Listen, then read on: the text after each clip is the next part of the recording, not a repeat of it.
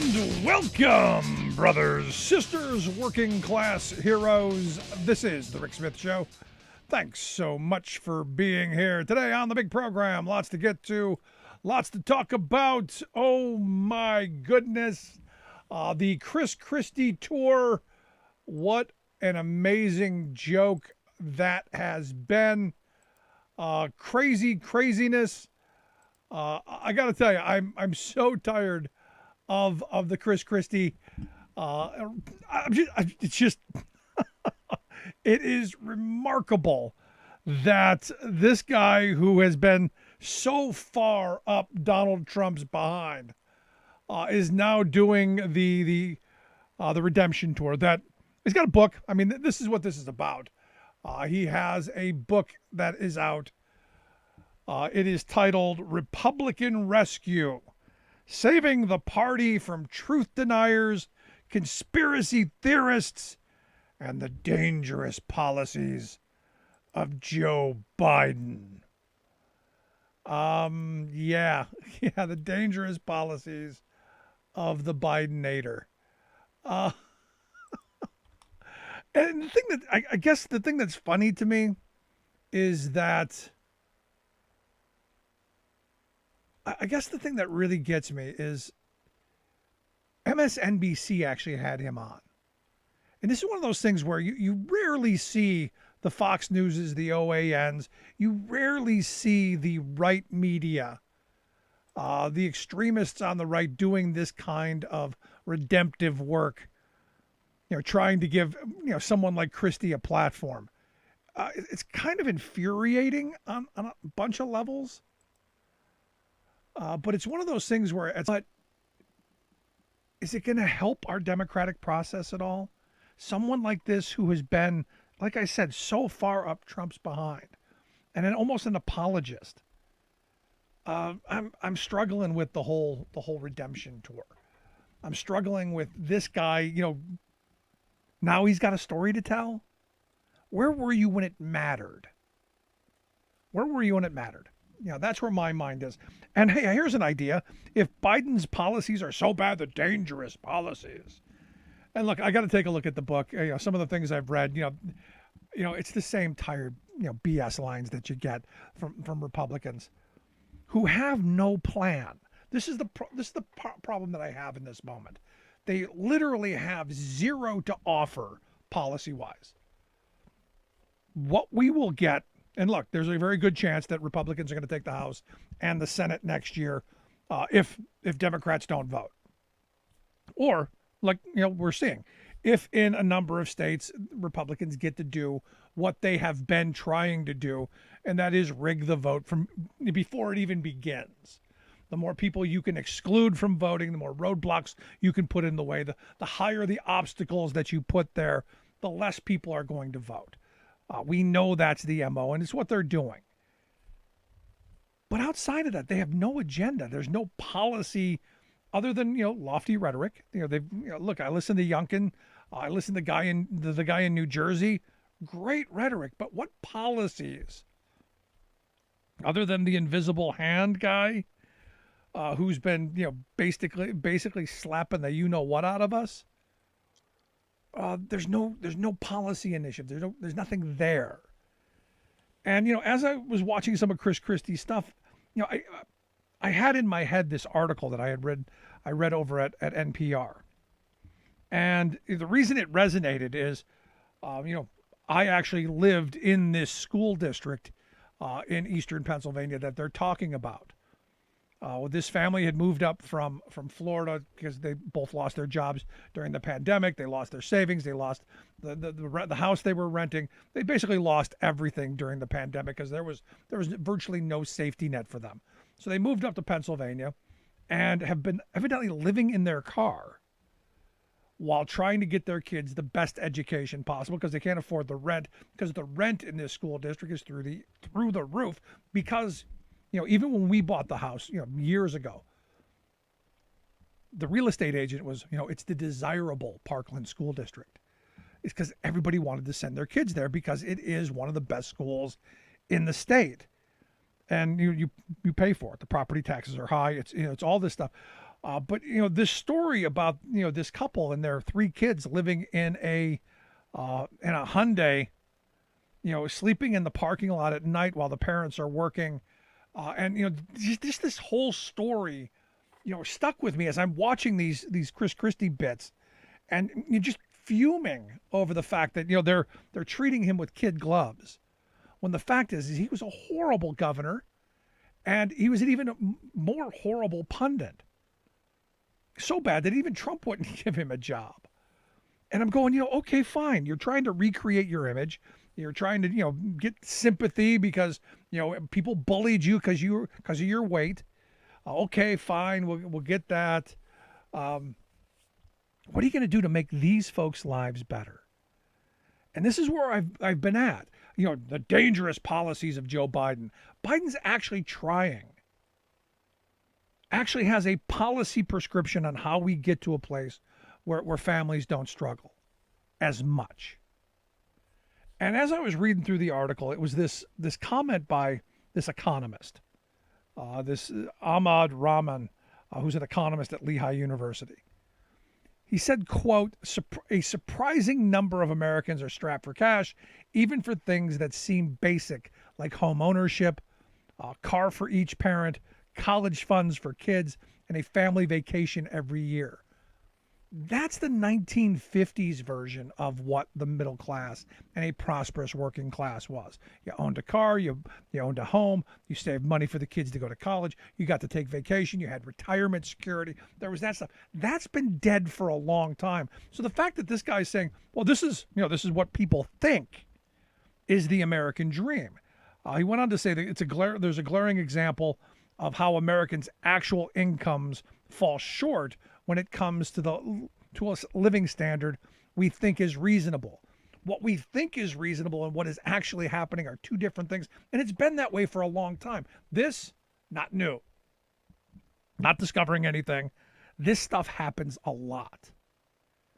And the thing that was interesting to me is they were like, well, we can't use our real names because, if the school district finds out, obviously they're going to throw the kids out of the school district. Not that I don't think they don't already know, but you're going to get some Karen parent who's going to raise a stink and throw these kids to the curb. And you go, but how does this play into Biden's policy? One of the things that Biden's policies have gone through, if you look at the Build Back Better plan, is to build more affordable housing for families. Because this couple, you go, well, they're making poverty wages. Yeah, they're each making $18 an hour, working the night shift at Walmart. They're making about $67,000 a year. That is not below the poverty line. Poverty line's still like for a family that big, like 24,000. And you go, well, how is it possible that our poverty line is so low? And that's an interesting question. How is it a family of five is supposed to exist on that kind of wage? Because understand, the minimum wage, still $7.25. Hasn't been raised in well over a decade, 12 years. And there's no appetite to raise it now, even though now is the perfect time to go, everyone's making $15 an hour, raise it up to at least $15 an hour. So that when this all turns around, the floor is still under people's feet. Also, the affordable housing part. There needs to be a massive investment in affordable housing. And I go back to this as one of those things that made my grandparents' generation wealthy. When they came back, the government invested heavily in building communities, invested heavily in affordable housing. The place where my grandparents spent the vast majority of their lives was basically a government subsidized program. They built a whole bunch of houses and they all looked the same. Streets and rows and rows of houses that look almost identical. Went up really quick, built with the best materials they had of the day because they wanted them to last, and they were extremely affordable. The district that they're talking about there, you can't touch a house anywhere near that district for under $2.25 right now. And they're saying the rentals, you can't touch for under $1,800. And you go, How is a family supposed to afford that? Well, they're not. And this is where that divide is. This is a family who's trying to keep their kids in a good school district, because the other one, probably where they could afford, isn't that great. And that comes back down to our funding formulas. It comes back down to the lack of investment over the last 40 years. It comes back down to our lack of investment in those communities all these years. And this is where my problem with the Republican Party has been for a very long time. The invisible hand doesn't work. Sorry, doesn't work. It works pretty well for the wealthy. They do really well. They get what they want, which is why you see this school district being one of the most desirable, because the wealthy people there go, we'd like good schools for our kids. Yeah, we'll pay higher property taxes for that. But those areas that won't and can't afford a higher property tax, what are they left with? Well, they're left with crumbling schools. They're left with bad ideas, tons of horrible conservative ideas, like charter schools and vouchers and cyber charter and whatever gimmick and silver bullet theory they can dream up to make somebody a handful of bucks. Still, kids aren't doing any better. And this is, one of those stories that, has been, in the back of my head, all through this, because as this economist points out, the things that we think are quote unquote middle class, the things that we think are that American dream, that standard of living that we all kind of come around to believing in, he says actually costs double what the median income currently is. And you go back, you think about this, you go, 45 years ago when this was, 50 years ago when this was the standard, when this was the norm, incomes were considerably higher. And after 45 years of voodoo Reaganomics and neoliberal trade gimmicks and handouts to corporations, and we can't tax the wealthy, and a massive redistribution of wealth from working people to, our now 745 USDA certified billionaires, this is what you get, the two Americas. And yes, that was a John Edwards frame from back in 2004, and it's just as true today. We are now living in the two Americas. And when a story like this, does finally percolate to the top, because I guarantee these aren't the only folks doing this, we get surprised. Someone's outraged, but nothing ever gets done about it. Or the other thing, and the other response that you get is, well, look at them. They're pulling themselves up by their bootstraps. No, they're living in a freaking car in a parking lot while they're working. Their kids are sleeping in a car that's running in a parking lot. To me, that's dangerous, and we shouldn't have such things happen, and we shouldn't have families who are so desperate that this is what they do to try and get their kids an opportunity. This is a failure of policy from top to bottom.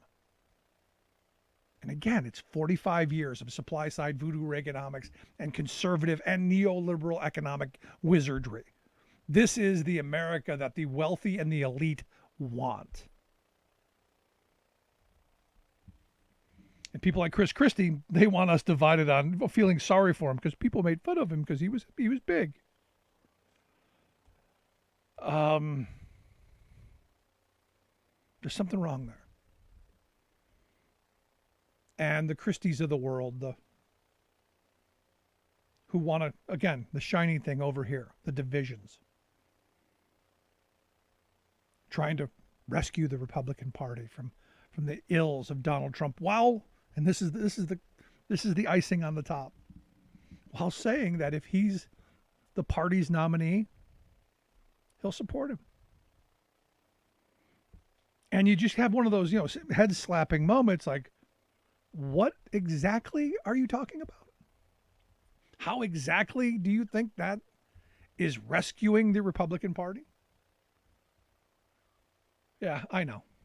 It's all gimmickry. It's all political theater. It's all about selling the books. It's all about, it's all about the poorly educated. And I'm sure they're going to buy a bunch of this, and some of them will fall for it. And maybe he even gets a presidential run out of it. I don't know. But at the end of the day, there are too many families out there that are struggling to make ends meet. There are too many people who, I'm sorry, I don't know how an economist is surprised by that there's a surprising number of people who are strapped for cash. I can't imagine an economist would even say that out loud, because it's been true for so long. And look, would I like it to be surprising that, wow, I can't believe people can't afford a place to live? Then we could give tax breaks to the rich. When that was the truth, when, wow, I can't believe they can't afford a house. Can't believe they don't have a car for each of them to get to work. Can't believe that they don't have college funds for each of their children. Very bizarre. I can't believe they can't take a vacation every year. I know families who have never taken a vacation. I grew up, we never had vacation. Interesting times. But hey, if you want to check out the book, and I'm gonna pump up Christie's book, Republican Rescue: Saving the Party from Truth Deniers, Conspiracy Theorists, and the Dangerous Policies of Joe Biden. Like investing in our infrastructure, rebuilding the roads and bridges, and doing all the things that haven't been done for the last decades, because Republicans have always been standing in the way. Yeah, that kind of rescue. Sad, scary stuff. Lots to get to, lots to talk about today. Love to hear your thoughts. You can email me, rick@thericksmithshow.com. I'm going to take a quick break. When we come back, Alex Press from Jacobin Magazine is going to be here to share some thoughts on the situations with IATSE and the filmmakers and some of the other strikes going on. Right back after this.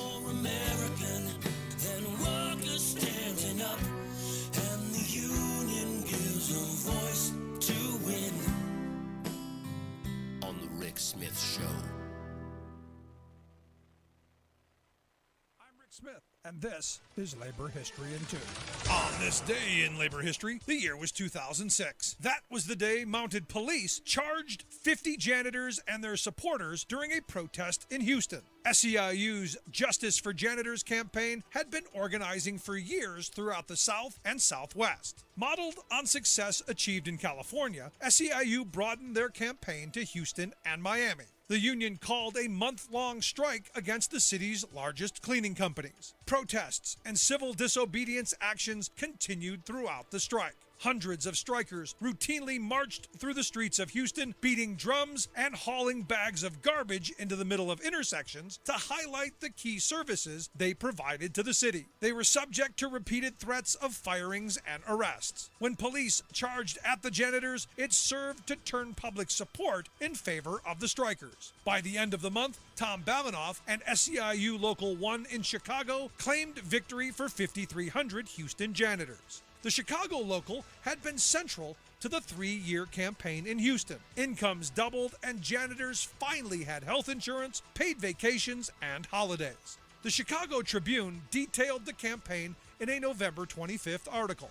The union lobbied building owners and major corporations who held contracts with the cleaning companies. The union worked to gain a foothold among the janitors, sending in seasoned Latino janitors from Chicago to help with organizing. SEIU committed millions of dollars to the organizing drive, setting aside $1 million alone in strike funds. At a victory rally, union leader Flor Aguiar proclaimed, "No one thought a group of poor Latinos from Houston would be able to win anything. But today, we can lift our heads up very high." For more information, go to laborhistoryin2.com, like us on Facebook, follow us on Twitter @laborhistoryin2.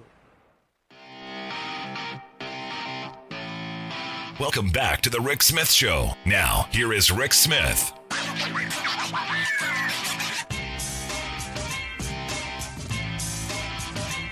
So lots of activity going on the picket lines, and well, fortunately for some, not getting out on the picket lines. I look at the film producers and the people who work on making magic for the big screen and the little screen.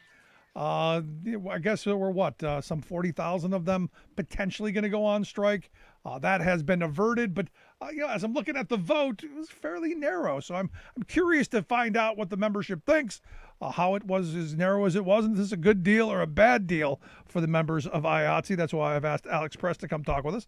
Alex is a staff writer over at Jacobin magazine. She's been following this extensively. Alex, thanks for taking time for us. Yeah, always happy to talk to you, Rick. So this was a fairly narrow, ratification, no? Very narrow. In fact, so it was 60,000 people who would have struck had these are two contracts we're talking about among IATSE, right? So that's the below the line workers, the people who hold the cameras, do hair and makeup, all of that stuff in film and TV. And so the combined contracts covered 60,000 people. And actually the bigger of the two, which is called the basic and covers some 40,000 people, actually by popular numbers, just the raw vote was voted down. But because IATSE has this very arcane electoral college style voting system, which I can explain if need be, but let's just say it's not one vote it's not raw numbers that decide whether a contract is accepted. So even though the majority of members voted down the basic, it passed. And similarly, the ASA is the other one, the Area Standards Agreement. That one also super close. So it was a pretty split vote, almost 50-50. And so a lot of members are very unhappy that this was ratified, especially the fact that the basic is, some of them feel it's being forced on them, right? Because the majority said no, right, and it's still been ratified. Now some of the main complaints I remember, time off, breaks, things more about, breaks and family life balance than wages and benefits, as I remember. Has any of that been addressed? No. So everyone's concerns when this tentative agreement first came out have not been fixed by any means, right? So they were right about being concerned with those highlights that they got when the agreement was first sort of settled almost a month ago. And actually, I was speaking to a former IATSE local president this morning on a radio show, actually, and he pointed out that, while wages weren't the primary concern here, the agreement is just 3% raises a year, which is less than inflation. So, I mean, there are real concerns even about wages, too. But yeah, I mean, time off is another one. People get 10 hours in this contract from when they have to leave work to, drive home, go to bed, eat dinner, see their family, and drive back. Only 10 hours, right? In LA with the traffic, that really means you're probably getting 6 hours of sleep at most. And so that's still the concern, right? They didn't get more. And so a lot of members voted this down because they thought this is how we can ask for more, right? This is how we can get our leadership to come back to the table without getting any kind of violations for bargaining in bad faith, because the leadership had only asked for those 10 hours, right? And so they're saying, you know what, we've moved, our expectations have raised, we have to vote this down so that there's a mandate for them to go back and ask for more. So people are very upset, right? Because they felt that this was their moment. They had all this attention, there's a tighter than usual labor market, and there's a sense that they could have set standards for the other unions in Hollywood that are also going to bargain their contracts soon. They could have really won something big here instead of settled for something mediocre. So is this is over then? I mean, there's no potential of the membership going, no, we're rising up against this. It's a done deal. I mean, I never say never about workers being able to do whatever they want. But yes, I mean, basically it is a done deal. The contracts have been ratified. There's other contracts now on the East Coast in IATSE that are about to be negotiated. But as far as these contracts go, this is the deal. And so members are already talking about, like, how do we change leadership? How do we reorganize this union so that's more democratic? Things like that. And so in that sense, there's still motion, but on these contracts, people feel, they have to accept this. This is what the union structures is. Yeah, this is where, when I was reading through some of it, I'm going, this is, unfortunately, this is what it is. This is, what you get. And this is why you begin organizing, because unions are democracy in the workplace. If you're not happy with the union leadership, you throw the bums out. And like anything, if you're not happy with them, replace them and then move forward. Which is what, from what I'm getting from you, that's what I think is happening. Yeah. And, with the result being that the majority voted against a contract and still been ratified, it brings to mind the UPS contract within the Teamsters union, right? So that's the biggest private sector contract, 250,000 people under that contract, probably more now, actually. And, in 2018, the majority of the membership that are covered by that contract voted against it. And Hoffa did a really nasty move and imposed it anyway, something called the 2/3 rule within the Teamsters. That's very convoluted. We don't have to go into it. But what they did was at the Teamsters convention this year, they got rid of that rule. And so I expect, given all of the anger around this result, that there may be some tweaks to the actual structure of IATSE itself to ensure that this kind of thing doesn't happen again. Yeah, I mean, again, this, the 2/3 rule, and I tell all my Teamster buddies this. It's the reason you got to vote, man. I mean, they're just going through an international election right now where less people voted this time around than last. I think it's just over 10% of the membership voted. Really? I hadn't seen what the turnout numbers are coming in as for the Teamsters election. It certainly looks like the reform slate is going to win, I think. Yeah, I don't know that. I guess they're just starting to count. Yeah, they started it on the 15th, and we'll know probably by the end of the week, maybe. But as the returns have come in, the numbers are, out of 1.4 million people, you only get 10% to bother to take the moment just to put something back into the post box. But then again, we live in a society where, we just had an election here not too long ago. What did you get? 35-40% of the population who was registered to vote to show up, and only half of the people are registered. I mean, it's crazy. Right. Yeah. I mean, it's an important question because with IATSE, part of what was unprecedented was when they took their strike authorization vote. Not only was it almost 99% of ballots in favor of a strike, but actually it was 90% turnout, which, as you mentioned, is pretty high turnout. It means people are really seriously engaged. The contract vote, it was 72% turnout. So that's higher than IATSE's previous years, but it's not as high. So they lost some 18% of eligible members, right? Where did they go? And so some members have talked about how, leadership didn't seem to really be pushing people to vote. In the lead up to the strike authorization, people were getting texts and phone calls all the time reminding them to vote. This time around, they said, at least some members, they weren't getting that sort of outreach from their local. And so there's questions around that too. How do you get people to stay engaged and to begin, building something real? And I do think it's important that even though, the opposition didn't succeed and went out and reject the contracts here, the fact that they came so incredibly close with the full leadership united and recommending ratification, to me suggests, I did not expect the no vote to be that high. So there is some real organizing and building of networks going on here, both within locals and across locals. So I think the next couple of years in IATSE, anything could happen really, as far as restructuring and a change in leadership. Yeah, no, because the number one issue is you wanted a little more time off, and that didn't get done.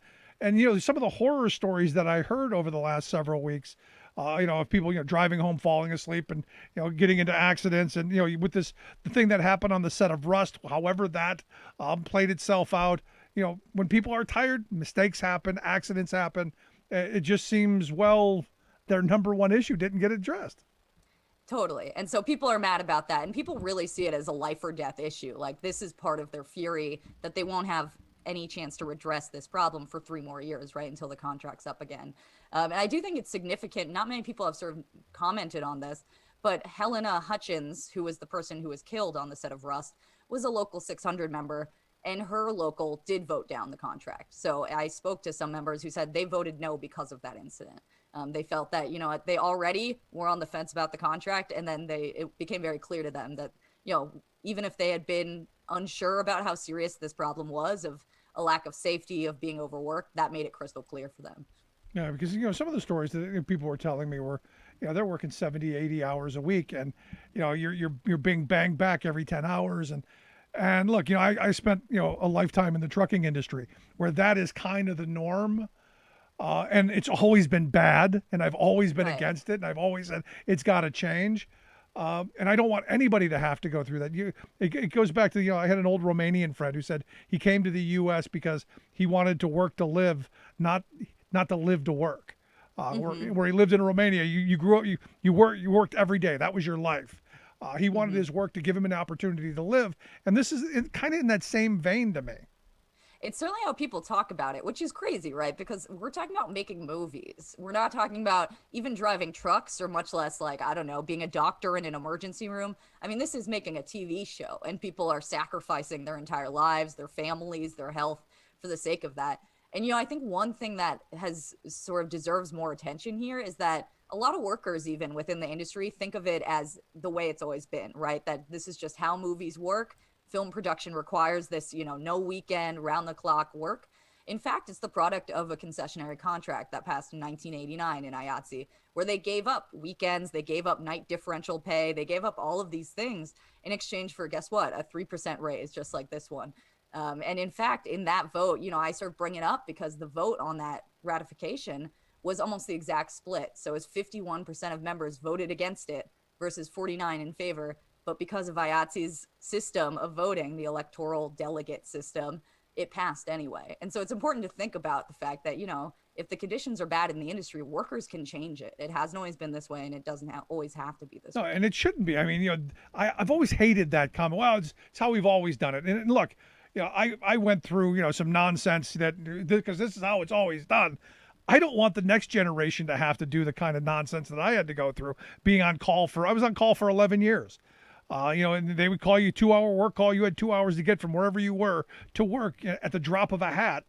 And they go, well, that's how it's always been done. Yeah, it's always been done wrong. You should change that. Exactly. And so I think one outcome that's good here is that members did get a sense that, you know what, we're fed up and we can change things. Just because it didn't happen this contract does not mean that the moment is past, right? The moment is what workers make of it. And so I could see that changing in the future. And so where do you think things go now? Will this calm down for the short term and you'll see the organizing under the table, or is this is an over issue, right?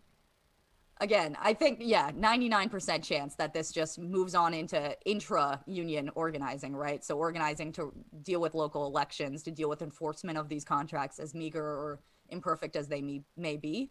That said, Local 52 is the one in New York City for IATSE, and they're a very strong union. You know, they sort of have a stronger history within IATSE as being a very kind of outspoken local, and they're about to deal with their contract, right? So who knows what happens? You know, usually these days it goes that they just kind of copy what was accepted in the Hollywood contract. But, you know, who knows what that looks like. So I'm sure that's sort of the short-term next thing that people will see. So possibly this is where they make a stand going, we're not going to get treated like that, like them. And maybe you do see something else. Something, it's possible, yeah. And I think, again, you know, the sort of the cat's out of the bag about people being unhappy with the industry's working conditions. And given the incredible visibility of film and TV workers, even the ones who are usually behind the scenes, you know, I think it's hard to shut them up now that they've started speaking. So like I said, what gets considered normal going forwards, I think could be very different than what has been for the past few decades. So now the big picture issue on this, because, you know, I've had a couple people go, well, you know, see, the union didn't get anything and they screwed over their members. The messaging that comes out of this is along those lines. Is that a fair assessment? I think it's very complicated. I mean, I think there are real problems with their electoral college style voting system, right? You know, it's actually, the numbers came out today and it's really fascinating. The smaller contract, which is still pretty big, it covers 20,000 people, the ASA. It turns out because of the delegate system, if 4 people in New Mexico had voted differently, it would have failed to pass, even though the majority of members would have voted for it. So this is so nonsensical, right? I mean, unions are sort of stake their claim on being democratic. So I think that's one thing that sucks about IATSE that needs to change, or at least needs to get, you know, members need to decide how they actually want to structure their union. But I don't think necessarily that it's a clear-cut story of like the leadership screwed over the membership. I think it's really the case that the membership moved over the course of negotiations above and beyond anything any of the leadership expected, which is partially on them, that they were a bit out of touch with their own members. But at the end of the day, the studios gave horrible offers. They forced that level of militancy by insulting the membership. And the leadership, I think, did what they could to try to address it, and they came short. And so I do think that hopefully there will be a sort of changing of leadership. But that said, I think the real enemies here are the studios that just work people through their lunch breaks and keep them on sets for 20 hours a day. Right, because here's the part of this, and, you know, because I don't want the message to be, wow, the union screwed over their members. No, these are the studios. These are the employers choosing these hours and abusing these people the way they do. Right. I do think, you know, sure, in the like communications that the leadership put out throughout this process, there were some mistakes made and some lack of sensitivity. And I do think they could have gone back and asked for more on certain of these issues. But at the end of the day, yeah, I mean, this is what it is to be engaged in your union. A lot of workers have been members of unions for years and they don't know their contracts, they don't know their structures. And then they get mobilized and energized and they start running into these problems within the union. And it's up to the membership to change them, right? So this is partially just an inherited structure within IATSE that's sort of to blame here rather than any specific leader. And look, that's not just IATSE. That's, you know, go across the board. I mean, you look at the workers at John Deere who are, you know, not thrilled with the UAW. I mean, it's kind of the same environment. Yeah, I mean, I do think that's one of the interesting things at like a broader level of talking about the labor movement right now in this country is that there is a sort of sense of the rank and file leading on certain issues, leadership having to catch up, and anti-democratic structures being discarded or reformed. So, I mean, we think about the UAW referendum that's going on, about having direct election of the leadership. That's one that's, a no-brainer to me as far as something that needs to change. And again, that comes from rank and file sort of anger and determination. And so I think that is the trend, is that we're seeing a lot of workers take a look at their own unions and say, you know what, we could fix this, make it even better. And to me, that's about, workers feeling like they, that they're getting a sense of their own power over the past year, especially. And that's where I want to be. As someone who is a union activist and has been a union member for over 30 years, it is my union. It's not the union. It's my union. And this is where workplace democracy is important. And you do need to have educated, active, engaged members, just like like a country. You need active, engaged, intelligent, informed citizens. Same thing with workers in their unions. To me, it's the same thing.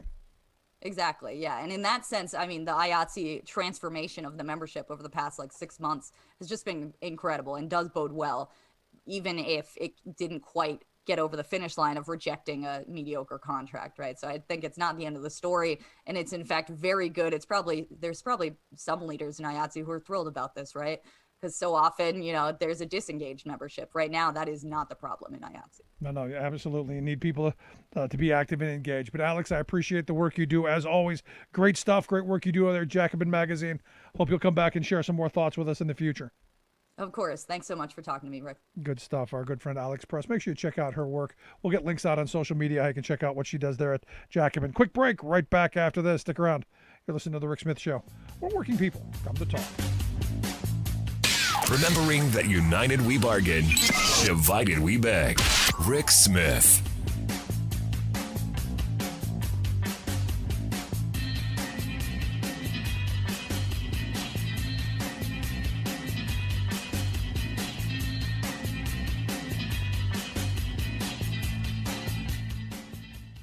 I'm Rick Smith, and this is Labor History in 2.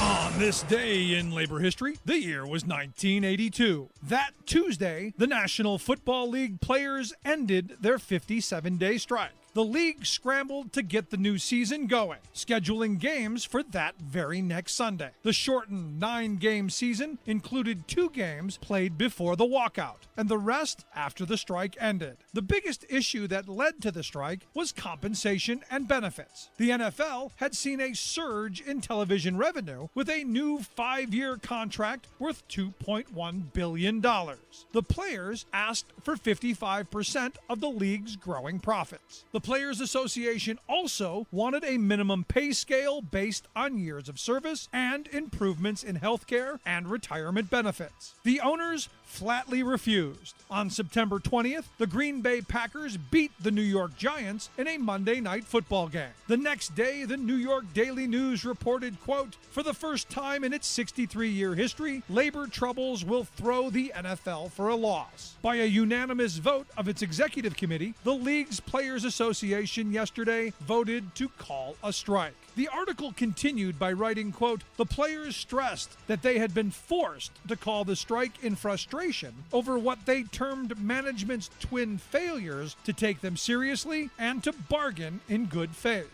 Sports Illustrated summed up fan sentiments about the strike with a cover headline reading, over the image of a deflated football. Finally, the two sides came to an agreement. The players won raises, bonuses based on years in the league, and severance packages for retiring players. But the gains were far below the union's goals. Bitterness lingered, and 5 years later, the players would be on strike once again. Like what you hear? Check out more at laborhistoryin2.com.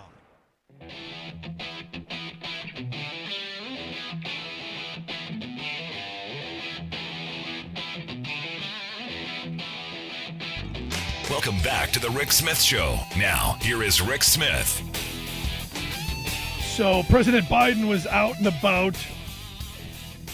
So Monday signs the $1.2 trillion Infrastructure Investment and Jobs Act into law. Going to rebuild some of our roads, our bridges, stuff like that, our infrastructure. The electric grid, railroad transport, public, all that good stuff. Tuesday, he's out in Woodbridge, New Hampshire, taking a look at a falling down, crumbling bridge. Going to Detroit on Wednesday, and soon coming to a crumbling disaster near you. And I think he should stay on the road because we got tons of bridges, tons of things that need to be rebuilt. He should be on the road with the little hat and the golden shovel saying, we're rebuilding stuff. We're making lives better. And here to share some thoughts on, just how important this infrastructure bill is, I've asked our good friend Scott Paul to come talk with us. Scott is the president of the Alliance for American Manufacturing, AmericanManufacturing.org, their website. Scott, thanks for taking time for us. Hey, Rick, it is so good to be with you tonight. So out and about, get out of the White House, get out of D.C., get to middle America and say, we're building stuff. Yeah, I think it's the right move. First of all, it's a major achievement to get a $1.2 trillion infrastructure bill across the finish line. Many presidents have talked about it. Joe Biden delivered. And it's pretty impressive. And, there were Republicans who came along with the vast majority of Democrats on this. And Rick, I'm glad you mentioned going out and about because I think that's key. When you get to the local level, infrastructure is not as partisan, right? Because, whether you're a Republican mayor or a Democratic mayor, you need to provide good water service. You need good transit systems if you're in a community big enough. People depend on that, and on down. And so I think it is very, very good for Biden to be heading to areas where there is a need and where the infrastructure bill will help to meet that need. And the good news for Joe Biden is that he'll be able to travel far and wide to make these points because it's bridges, it's roads, it's water systems, it's broadband, it's school construction, it's electric vehicle charging infrastructure, it's some clean energy stuff. There's a ton of stuff in this bill that is going to help America from Hawaii and Alaska to Maine and Florida. It is.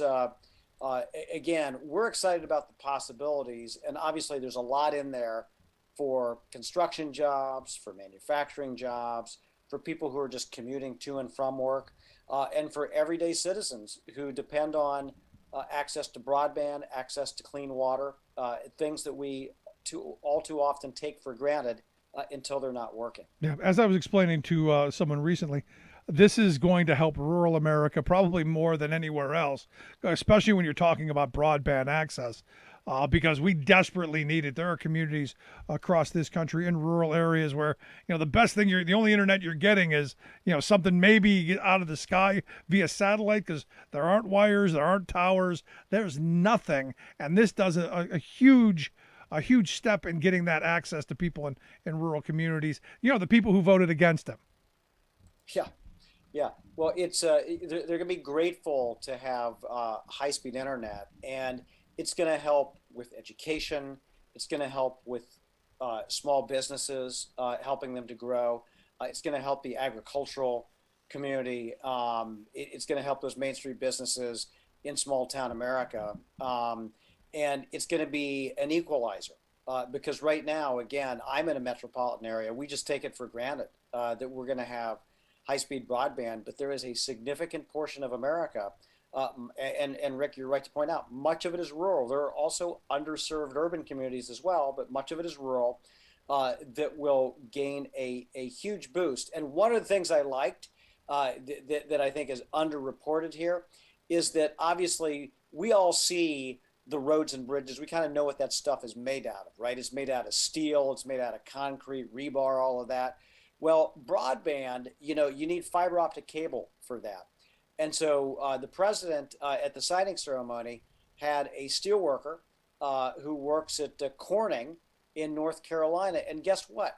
They make fiber optic cable, and their books are going to be busy busy for years to come, and they're going to be growing and expanding. And there's going to be huge opportunities because they're going to be the ones who help to connect America. No, and this for me the part of this is we're going to be rebuilding the country, but with an emphasis on using American-made steel and concrete and the things that go into this.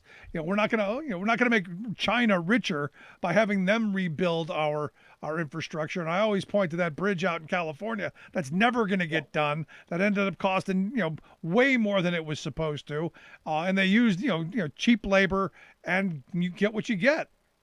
That's right.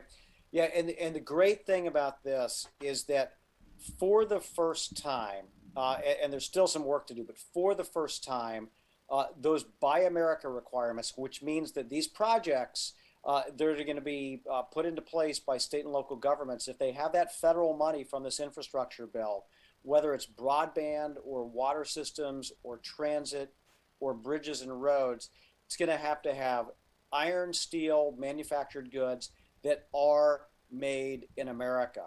And so that's, in that $1.2 trillion worth of spending, that's going to mean tremendous opportunities for blue collar jobs, for American factories who I know are ready to supply the United States. I mean, the steelworkers and other unions made a big point about this over the summer, that, look, we can supply America. All we need is a chance to do this. And so I am really, really happy that this provision in particular got huge bipartisan support. In the Senate, Rick, it was Senator Sherrod Brown and Senator Rob Portman, both from Ohio, who helped to ensure that there were these Buy America provisions in the bill, but they had broad support throughout the Congress. And so, again, Joe Biden's not only going to be an infrastructure president, he's going to be a Buy America president as well. A jobs president, because as the one report I saw,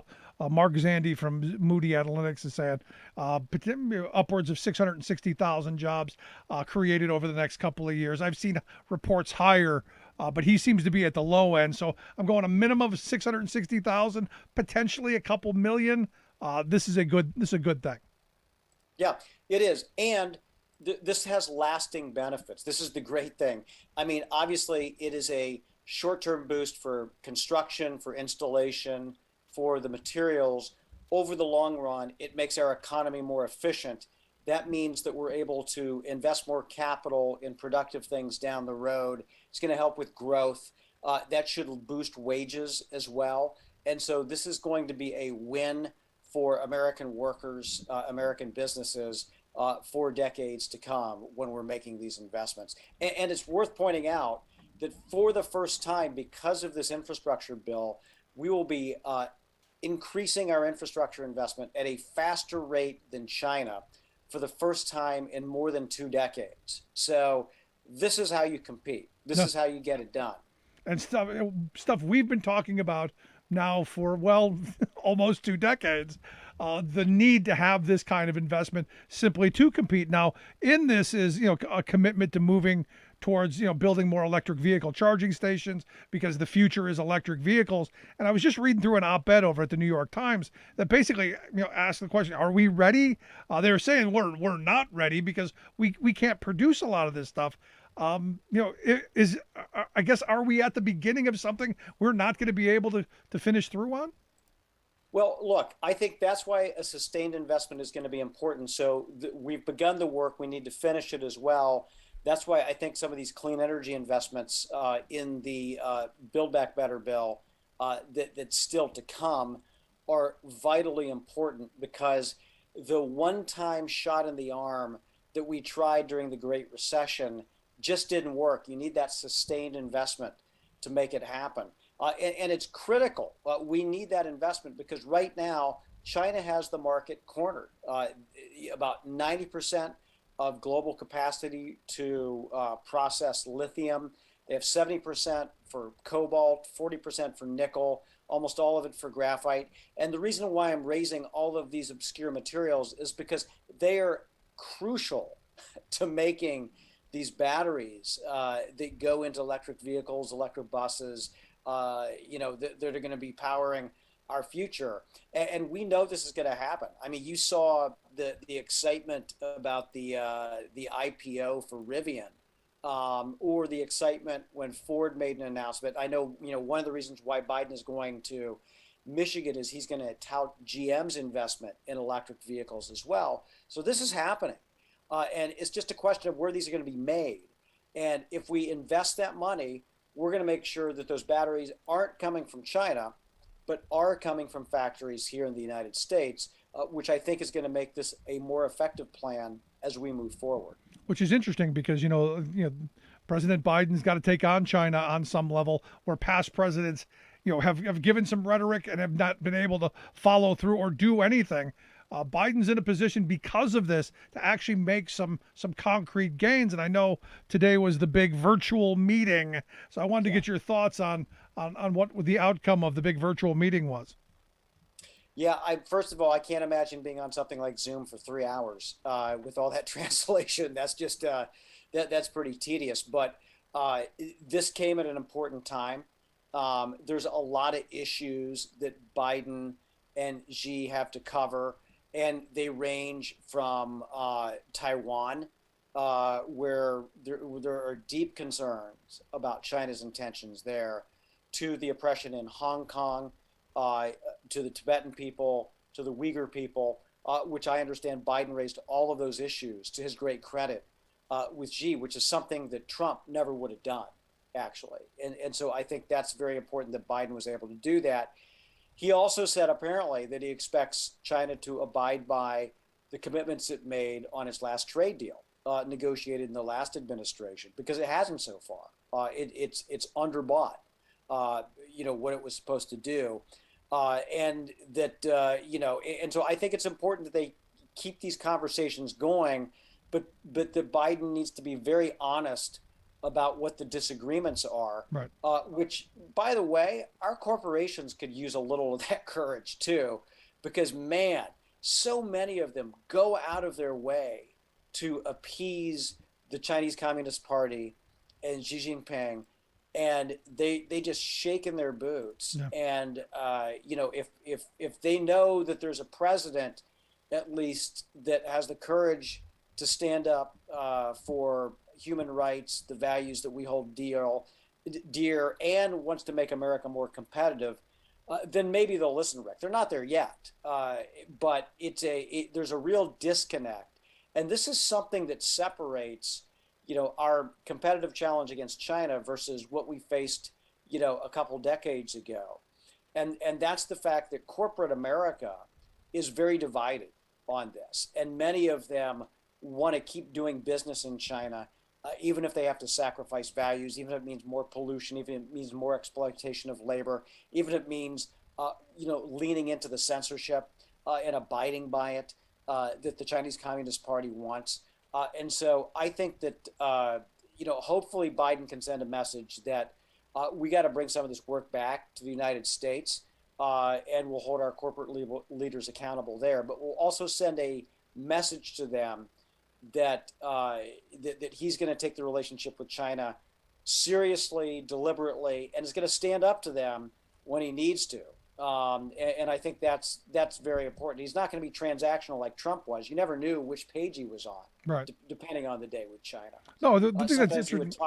Yeah. The thing that's interesting to me is I was reading this story over at Reuters, and they were talking about how the Chinese embassy is using their contacts with CEOs and these companies to lobby our government against bills that they think are going to be put them at a disadvantage, put us in an advantage where they're lobbying us to not do things that are going to benefit us, which is incredible to me. And one of the things that they pointed out is this U.S. Innovation and Competition Act that would help us build these semiconductors that we desperately need. And I'm going, how screwed up is our system that the Chinese get to lobby our representatives by using corporate America to come put the hammer down? There's something wrong here. Yeah, it's totally wrong. And unfortunately, they have the leverage because these companies so over leverage themselves in China, right? I mean, Apple, most of its production platform is in China. A lot of these other companies are completely dependent on China. like the retailers in particular, for so many of their products that they're just over a barrel, and they went too far.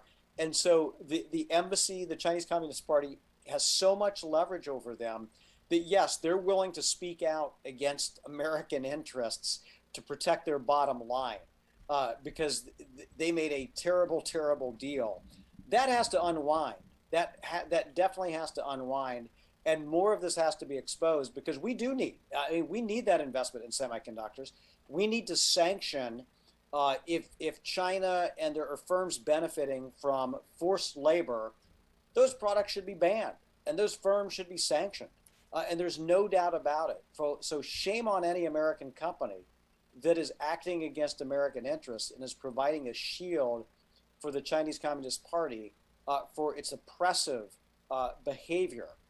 We can't stand for that. And I'm glad that it was exposed, and we're going to try to hold these companies accountable as well. No, then we need a list of them, and we need people to call. We need email addresses. We need addresses. We need that. Last bit. I understand the Biden administration's talking about a diplomatic boycott of the Winter Olympics. Is that going to happen? Yeah, well, I hope it does. And I know there's a lot of support on Capitol Hill for that among Democrats and Republicans. And I think the general attitude is like, look, the athletes have trained for this. Don't stand in their way. Let them go. But there doesn't need to be any political cover for Beijing in this. And you know what, Rick? I hope the corporations get the message as well, because you don't want the Olympics to be brought to you by Coca-Cola and Uyghur genocide, which is exactly the situation that it is right now. So, yes, I don't know when Biden's going to make this announcement. I hope it comes soon, and I hope a lot of other countries follow the United States' lead here. There you go. Good stuff. As always, Scott, I appreciate the time. Keep up the great work you do at the Alliance for American Manufacturing. Hope folks check out the website, americanmanufacturing.org. As always, good stuff, my friend. All right, Rick. Great to see you. Thanks for everything you do as well. Thanks so much. Scott Paul, president of the Alliance for American Manufacturing. Make sure you check out their website, americanmanufacturing.org. Quick break. Right back. Stick around. You're listening to The Rick Smith Show.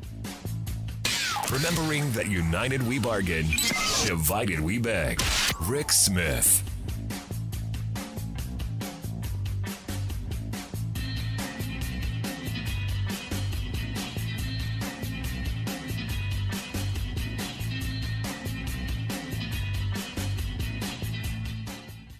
I'm Rick Smith, and this is Labor History in 2.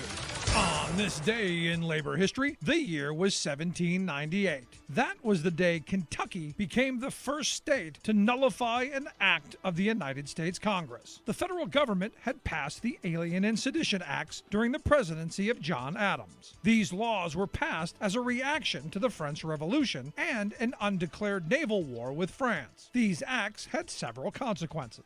They increased the residency requirement for American citizenship from 5 years to 14. They allowed the president to imprison or deport immigrants considered to be dangerous to the peace and safety of the United States. And they effectively limited speech, which was critical of the federal government. Kentucky argued that states had the right to declare unconstitutional any acts of Congress that were not authorized by the Constitution. There was much uproar by other states due to Kentucky's nullification stance. These two acts were eventually allowed to expire a few years later in 1800 and 1801, but they were the forerunner for later federal laws that would be wielded against the labor movement. The Espionage and Sedition Acts, which were passed in 1917 and 1918 during the U.S. involvement in World War I, echoed much of the same spirit of the earlier acts. Under these new laws, in July 1917, nearly 1,200 strikers at the Phelps Dodge copper mine in Arizona, many of them of Mexican descent, were loaded onto railroad cattle cars without food or water and left in the New Mexico desert. In September that same year, the Justice Department staged massive raids on the Industrial Workers of the World offices, arresting 169 union leaders. In 1918, labor leader Eugene V. Debs was in prison for opposing the United States' entry into World War I. Like what you hear? Check out more at laborhistoryin2.com. Sometimes, when watching Congress in action, I can't decide whether to laugh, cry, or check myself into an insane asylum. Not all lawmakers are political hacks, quacks, and corporate toadies, but that contingent seems to dominate. Most infuriating is that while purporting to represent the people, Congress routinely does what the American majority does not want done and fails to do what people do want. Take a peek at the cuts Congress is making in Joe Biden's landmark infrastructure proposals. This is a monumental, long overdue undertaking to reinvest in America's physical house and social underpinnings, everything from roads and broadband networks to child care and paid family leave.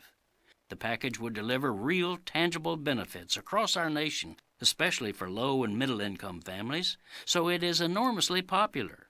Yet, when the first half of the plan recently came to a vote in the House, Republicans turned it into a partisan mud wrestling show, loudly voting no on such obvious needs as fixing decrepit bridges, providing clean tap water in every community, and opening preschool education programs to all 3- and 4-year-olds. Cynical Republican gamesmanship aside, even more infuriating is the clique of self-described moderate Democrats who pose as champions of workaday Americans but constantly scuttle policies that would make their lives better. For example, the GOP and corporate Democrats have jointly demanded a $1 trillion compromise in Biden's national investment plans. What's being compromised? Not proposals to fund the corporate wish list, but long-postponed needs of everyday Americans. This is Jim Hightower saying, the wealthy and their political enablers complain that America can't afford such projects. But these aren't projects, they're people, and leaving them behind again would be an abominable moral failure of our society. The Hightower Radio Lowdown is made possible by you lowdowners who subscribe to our monthly newsletter, The Hightower Lowdown. You know who you are. Thank you. Welcome back to The Rick Smith Show. Now, here is Rick Smith. So with the signing and the rollout of this $1.2 trillion infrastructure bill, a lot of work to be done. And look, we got a lot of work done. You know, I could drive around my neighborhood and go, yeah, there's a bridge, there's a couple of roads. I got potholes down the road here, need to be filled, lots of stuff. I could use better broadband access. We could use better a lot of stuff. In fact, $1.2 trillion sounds like a lot of money, but according to the good folks at the American Society of Civil Engineers, that's only a quarter of what we actually need right now to get to the even point. So while this is a good start, this is a good chunk of money, it's a good first step, and hopefully this isn't the end, but it's going to mean a lot of work and a lot of jobs in here to share some thoughts on just what this bill could mean and what could come out of this. I've asked Anthony DiPerna to come talk with us. Anthony's the National Director of Apprenticeship and Training with the International Masonry Training and Education Foundation. Anthony, thanks for taking time for us. Hi, Rick. It's a pleasure to be on, and what a great week, Apprentice Week, and President Biden signing that infrastructure bill is the first step in changing the course of this country. Now, this bill is going to mean for your members lots of work. I mean, this is in Joe Biden speak, this is a BFD. Yeah. This is not only for the bricklayers, allied craft workers, but for every trade. There's pieces in this legislation that's going to really help middle-class America, great paying jobs, and really attract the new workforce of tomorrow and help us do that. Yeah, and for me, what I've been saying, the most important part for me in this bill is the fact that prevailing wage is front and center. Yeah, and President Biden is right with us lockstep. Great paying wages, benefits. We are the last stop in middle class America. The building trades is on the forefront of bringing middle class back to this country. Yeah, and as I said, union job, better life. That one of the hashtags we use quite often because it's true. I mean, you get into one of these apprenticeship programs, you get to earn while you learn, you get a good skill, a skill that's portable, and you're not saddled with a lifetime of student loan debt. So this, for me, win-win situation. Yeah, it's cradle to grave. Our members come in through the apprentice program and they're with us until they retire. And even after they retire, they're some of our best advocates. They have a great living, they have a great pension, health care, they're able to live their twilight years stress-free as far as financially, just the way we're set up. And It's just, it's a trade and a skill that you can take anywhere in the world, and it will be with you forever.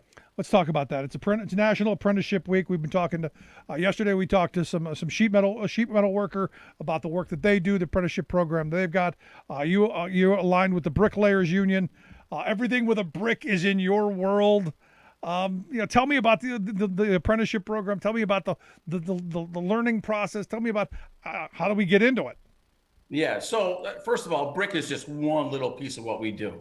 We're bricklayers, block layers, cement masons, tile, terrazzo, PCC, which is pointing, caulking, cleaning.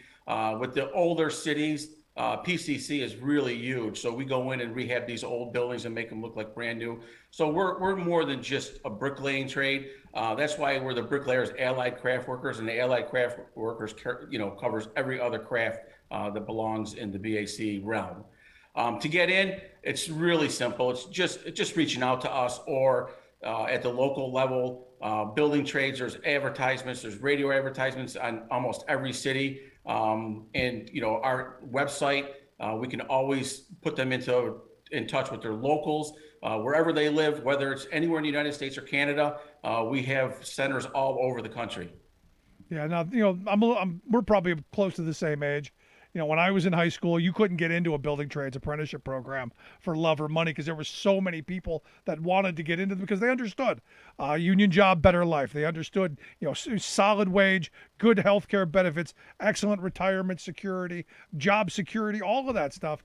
Over the years, that message has kind of gone away, even though the jobs are providing the same kind of living wage, that same kind of advancement. Why do you think it's been that we've seen kind of a diminished view of work and things like you guys are doing? Well, I think there's a couple issues. One of the big issues is the school systems. A lot of the schools are judged on how many kids actually go to college. They're ranked on how many kids they push into a 2 or 4 year program. So the building trades want that same credibility in the school system. So if they come into a trade, they go to school, they don't pay, there's no debt, they get higher education. We're hooked with Sailor Academy. So if one of our members wants a 2-year degree, 4-year degree, we can offer that at zero cost to them. And so that's what's so important. So today we had another webinar with the School Counselors of America. We've been doing that annually now, and we get 300, 400, 500, 600 school counselors. And all the trades line up. We give a spiel, we give a video, we explain to them. I used to go to school districts and give a parent a card and showed what one of our members has in 10 years in his pension, in his annuity, health care, great wages, and at the bottom it says school debt, 0. I mean, it's just huge. It's education. And I think it's just... No, you're absolutely right. But it's one of these things that, back when I was in high school, union density in this country was about 25%. We're down to about 10% now. And there's been, over the last, 35 years, there's been an all-out assault on everything that is union and union workers, especially, politically from one side of the aisle. And I think it's been given a bad name for no good reason. Yeah, no, I agree. And this you'll hear some of our counterparts say trickle-down economy. That just means the richer get richer and the middle class dwindles. We have the right to organize, and under the Biden administration, he's made it pretty clear that whether it's in a facility like Amazon or anywhere else, we should organize and we should come together and demand great wages and benefits for the work that we do in this country. And I think that's the problem.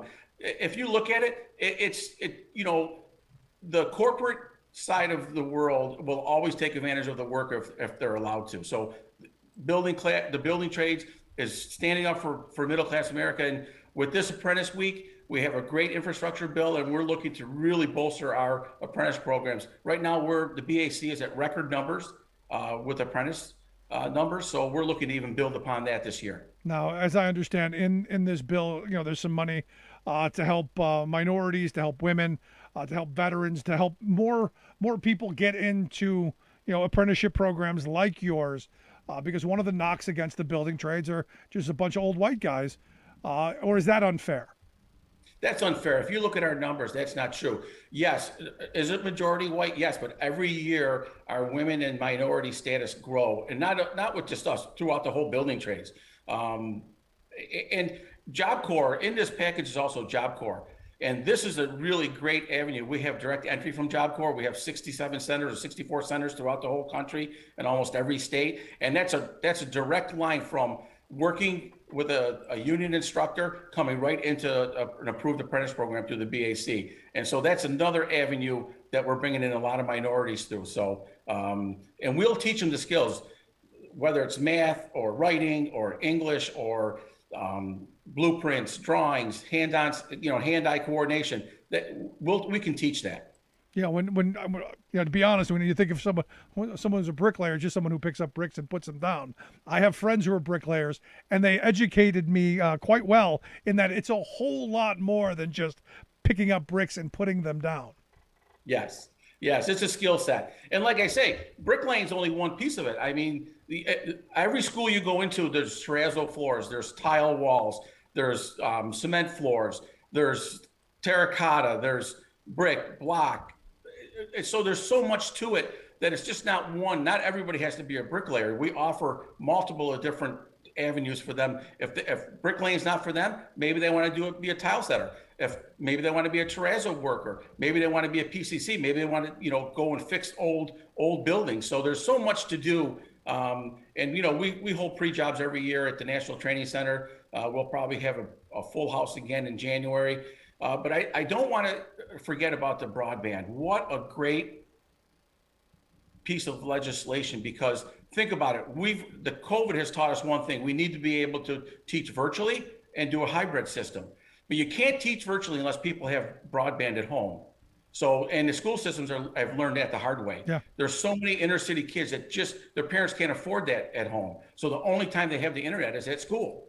So that's something that's going to really be a game changer going down the road. You're not going to see that happen today, but 5 years from now, that's going to make a really big difference, especially in the urban areas where it's so needed. And not just the urban areas. I would say, overwhelmingly the rural areas are where the need is as well, because, Sure. the rural areas that didn't vote for Joe Biden or for the majority of people who voted for this piece of legislation, but it's going to benefit them because it's the right thing to do. We as a country, we should not be, I think 16th in the world in broadband access.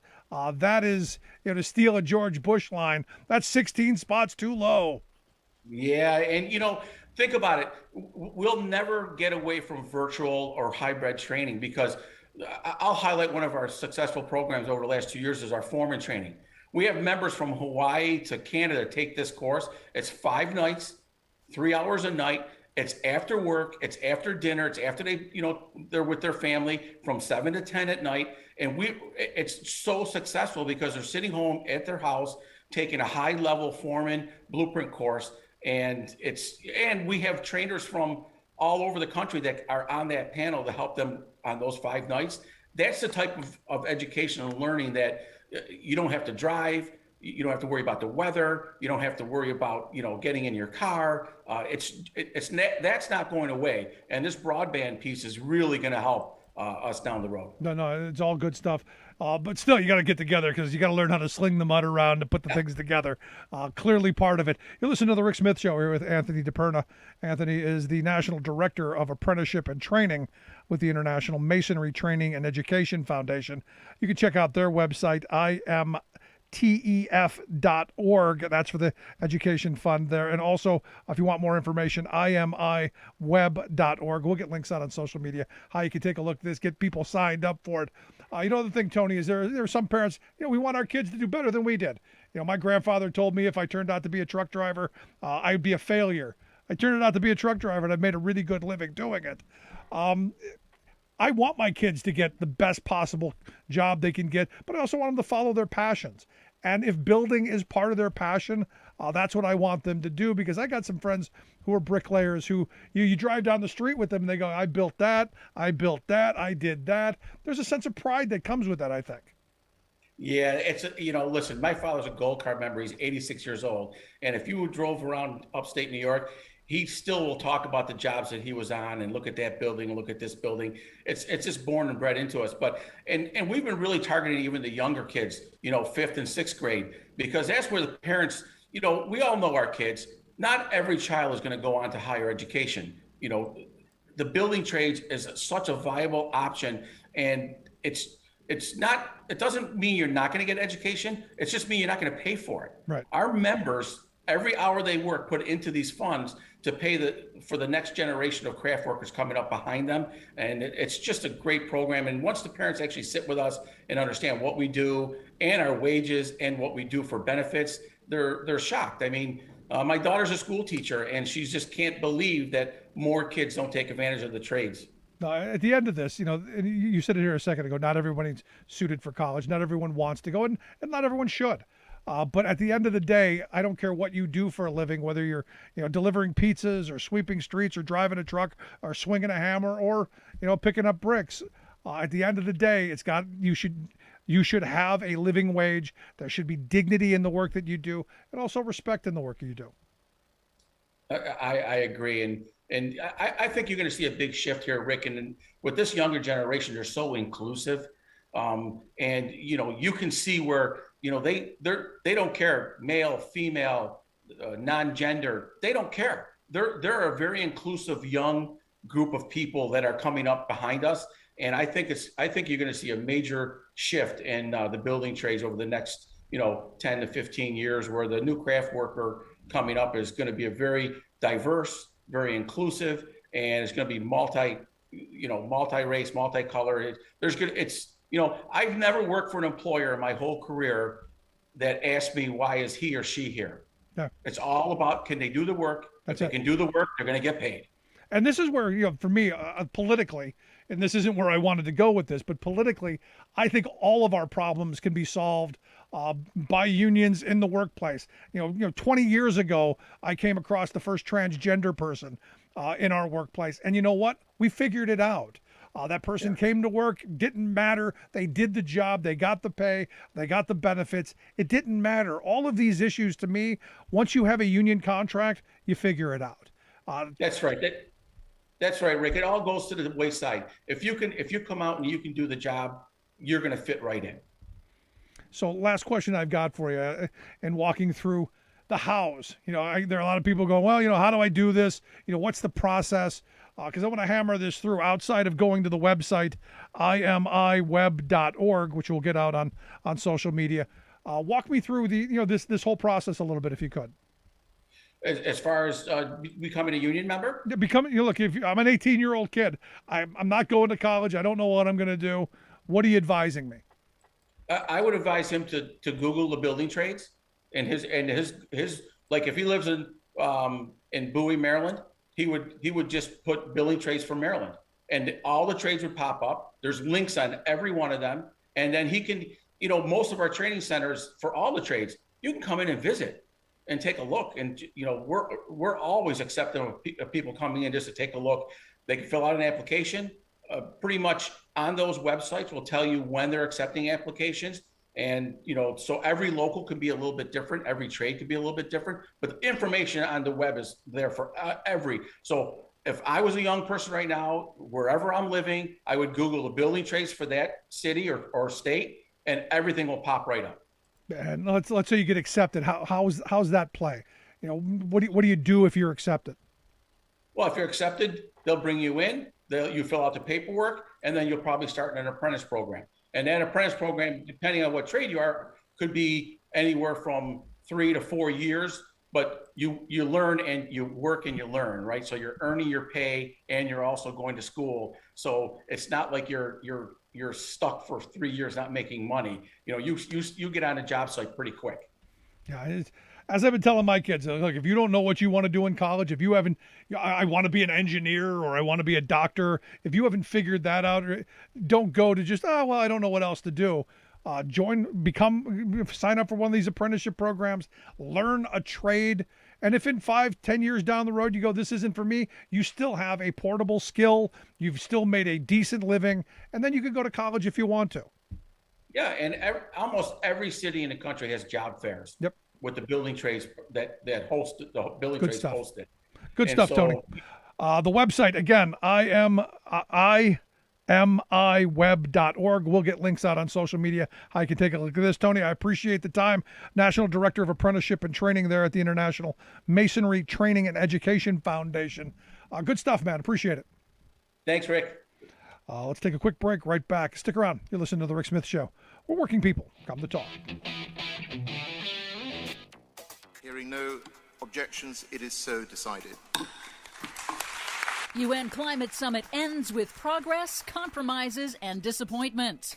Coal is down, but not out in new Glasgow climate agreement. Plus, today, we're finally getting this done. Joe Biden signs landmark bipartisan infrastructure deal into law. All of those landmarks and more straight ahead from BradBlog.com. I'm Brad Friedman. And I'm Desi Doyen. Stand by for 6 minutes of independent green news, politics, analysis, and snarky comment. I mean, first vaccine mandates, and now Americans don't even have the right to die in a bridge collapse?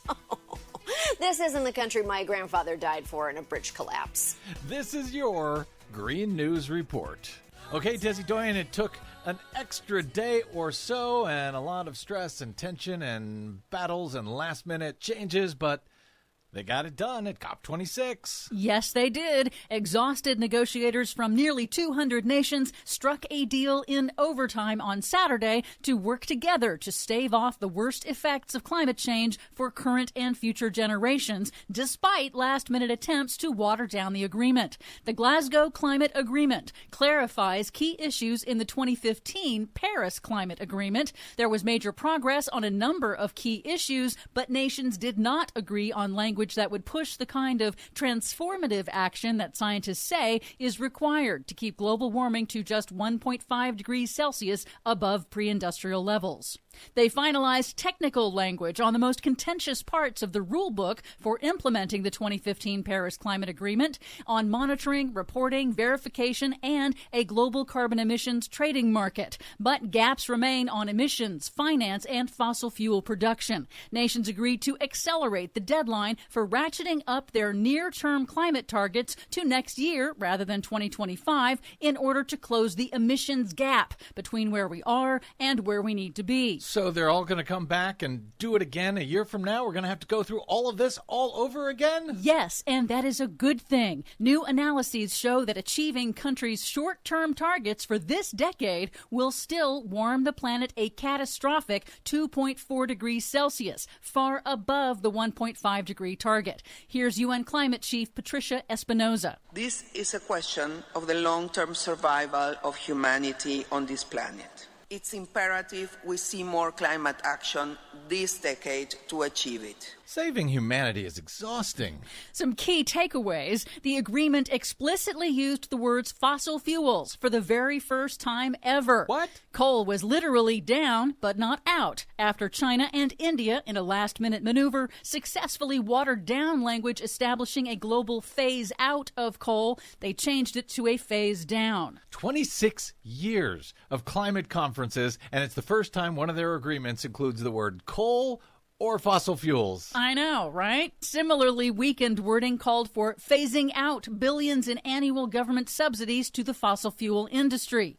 On Monday, China defended its maneuvers, saying wealthy countries should stop using coal first and provide financial aid to developing countries to adopt clean technologies. Isn't China a wealthy country? They don't think of themselves that way. I see. Wealthy countries, which have historically added the most greenhouse gases to the atmosphere, agreed to double their contributions to a climate adaptation and finance fund to assist developing countries that are hit hardest by climate impacts. However, the U.S. and the EU blocked a proposal to pay developing nations for loss and damage. Why? What are they waiting for?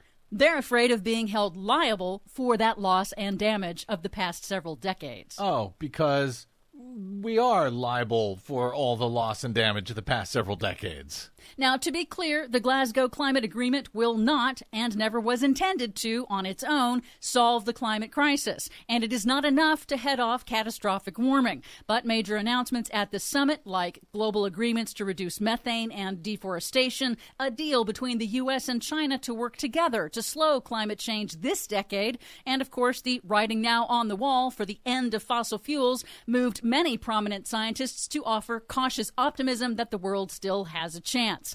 Finally, some good news for the U.S. Today, we're finally getting this done. So my message to the American people is this: America's moving again. and your life is going to change for the better. If America's moving again, don't ask me to come over and help pack. President Joe Biden signed into law the bipartisan infrastructure deal on Monday, a $1.2 trillion package that includes $550 billion in new spending to repair the nation's roads, bridges, rail, transit, ports, and water systems, and increase clean energy, electric buses, start an EV charging network, and harden the nation's electric grid while all boosting climate resilience.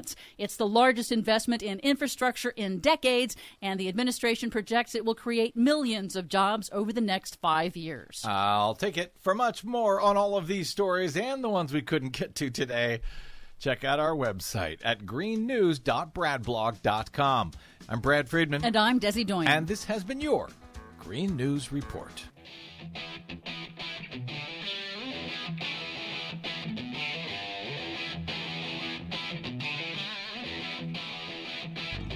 Welcome back to the Rick Smith Show. Now, here is Rick Smith.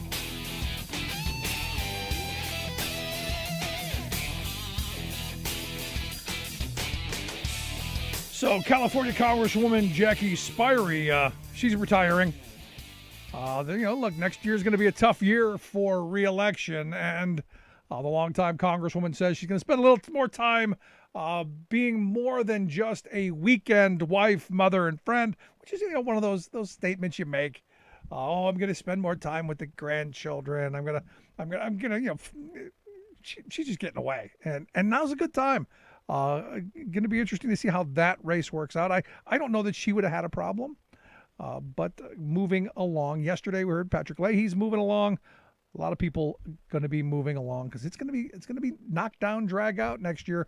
And I know it always is every election cycle, but I think next year a little more so. I'm here to share some thoughts on the retirement of the Congresswoman and maybe a little bit about what next year could lead us to. I've asked our good friend, former Ohio Congressman and political analyst Bob Ney to come share some thoughts. Bob, thanks for taking time for us. Well, thank you, Rick. So in looking at this, she's been around almost forever. Time to move along. Well, I was very good friends with Congressman Tom Lantos, the late Tom Lantos, who preceded her. Her history is fascinating. She was with Congressman Leo Ryan, who was her mentor, and she was his aide. And of course, that was the Jonestown massacre, and she was shot. Yeah. She survived, I think, 4 or 5 gunshot wounds at the time, and she won the special election, of course, when with Tom Lantos' seat, and served there since, what would be 2008, I guess, and she's announcing she's going. Now, I don't know, the rationale. I don't know if you remember J.C. Watts, the congressman from Oklahoma. Yep. You would remember him. He decided to not run again, and I remember I saw him that day down in the restaurant, and I said, "Hey, what's going on?" 'Cause you're friends with him, and what's going on? And he said, "I'm telling you, Bob." He said, "There's all kinds of rumors out there now. I'm in trouble, infidelity or whatever." He said, "I'm tired. I want to spend time with my kids." He said, "What I said is the honest truth." So you never know in this business, is she tired, or maybe she's tired of the system? I don't know. I got to be honest with you. I don't know that I would want to do it. Given the fact that you're so polarized that it's a constant social media fight, it's a constant knockdown, drag out kind of thing, as it's always been. But it seems more so now that there's never a day off. Well, they're coming out with some congressional redistricting maps, and I looked it over closely today, and it's basically they're moving back towards my old district because they carved it up all over the place, but they're moving back towards it, and in it is Belmont and Jefferson County, which were the Democrat mainstays, and I used to walk out of those two counties with a 10,000 plurality, okay, as a Republican. And I'm looking at the map, and don't get me wrong, today it was, people might laugh at this, it was running through my mind. Oh, gee, that was the district I had, and, you run as an independent and, can kind of slap both sides around a little bit. You need 33% of the vote, and I had a radio guy that is pretty liberal, and he had called me and he said, I kind of did an informal poll. He said, I think maybe you could win. Yeah, I told you before. I'll write you the first check. I told Howard, I said, my problem, Howard, is I think maybe I could, and that's why I don't want to run. Because I would go back there as, with my mind, living in the past, where, you could get Ted Kennedy and Steny Hoyer and a right-winger like John Doolittle in the same room and actually come up with a piece of legislation, those days, I think, are gone. Where it functions at all. So I think the frustration level out there and the amount of combat would be just...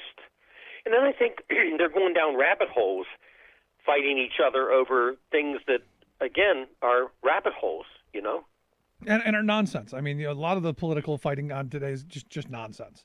Right. It's just to score that, hey, I got a bit of attention, and they're going to bring me on Fox News for 5 minutes. Crazy stuff. Let's get to some good news.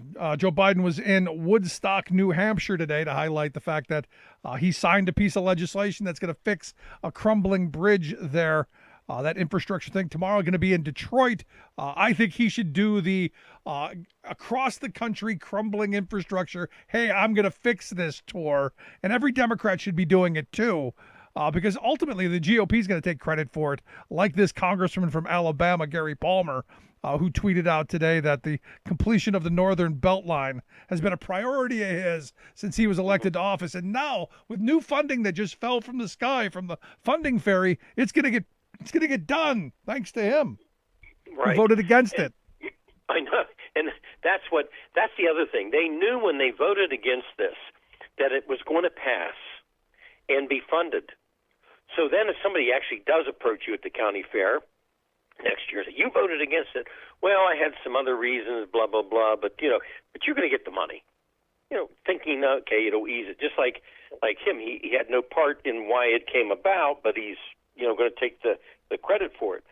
I think that the president, just what you said is the right approach, because if we look back at history, it was Joe Biden who, as vice president, Rick, as you know, went to Barack Obama personally and said, you're passing these things, but you're not getting out there and making it move across the country to talk about it. You're moving on to the next one, because Obama was young, aggressive, and let's get the next thing done. And Biden at that time had approached Obama, I know, on a couple of these things and said, you need to, get him out there a little bit more, get the PR, get the credit. And so they're going to fan out for a month members of the cabinet, some surrogates. But I agree with you. I think the president himself would get a lot of great publicity. Yep. Just, he's went to this place with an 82-year-old bridge in Woodstock, and there's plenty of other places like that around the U.S. There are plenty of 82-year-old bridges all across this country. We wouldn't run out of days until the election.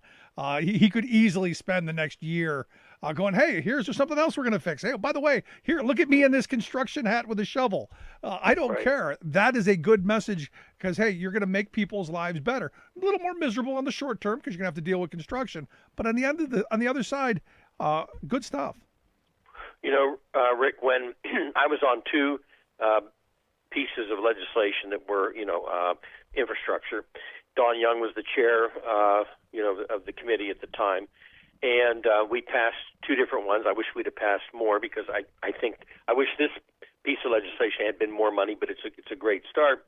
But we would have our, bipartisan, whoever wanted to come, county commissioners come on, and we would have our little tape where we cut the ribbon and we got the shovels just to announce the project. Yep. And then you go back, obviously, as the project progresses, and you do a little catch-up of here's where we're at now. It's good.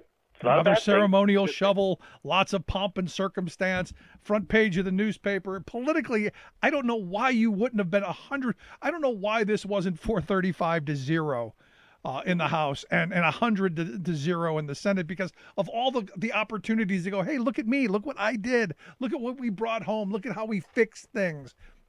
Well, it goes right to what you said earlier. which is, basically you were talking about the dysfunction of Congress. And the problem, if this bill had been there under Trump, I guarantee you a ton of Republicans would have voted for it. Sure. When Bush was president, they voted for it. Clinton, I mean, people love these bills. These are the pieces of legislation that if you think you're going to lose an election over voting for a transportation bill, you've got to be out of your mind. No, and look, had Trump done this first thing out of the bag, and we talked about this back then, had this been the first thing they did, you would have had more Democrats vote for this because just what you said, they get to go home and say, hey, look what we brought home. Right, exactly. Yeah, exactly. Now, interestingly enough, Biden has chosen Mitch Landau. I think I'm saying is Landau. I always say his name wrong. As the supervisor of the infrastructure plan. He's going to be the person who oversees this. Why isn't it Kamala Harris? Because didn't Obama put Joe in charge of the shovel ready project kind of things when he was president? Well, I think probably this is what I'm assuming, because they tapped him, Landau, and the former mayor of New Orleans, and they tapped him to do it. Probably, I would assume, Rick, that they are thinking that the vice president would be getting some grief because she's supposed to be doing the border and a couple of other projects, and so therefore it's too much. I don't know. Yeah, I don't know. I don't know about that. I mean, you can do the border. Look, the former guy had an unelected person, dealing with world peace, dealing with the virus, and I've fortunately forgotten his name, Kushner, Kush. He was solving all the world problems, so it didn't seem to be there was enough for him to do. I think she can do more than one thing. Well, I mean, I think she could, but I don't think that they want to get grief on it.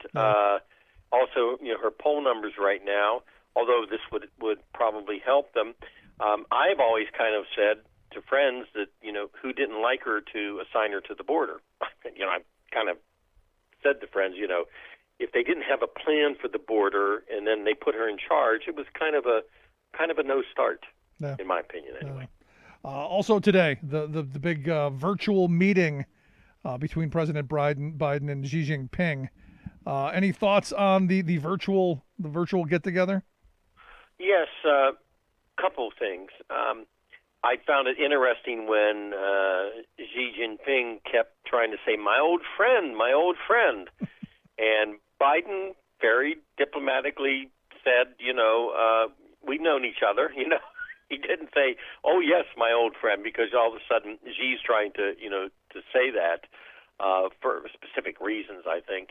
But there's been no shortage of tension between Biden and him. It's happened. It's happened over, issues of Taiwan, and it's happened over issues of Hong Kong and the Uyghurs and, minority rights, et cetera.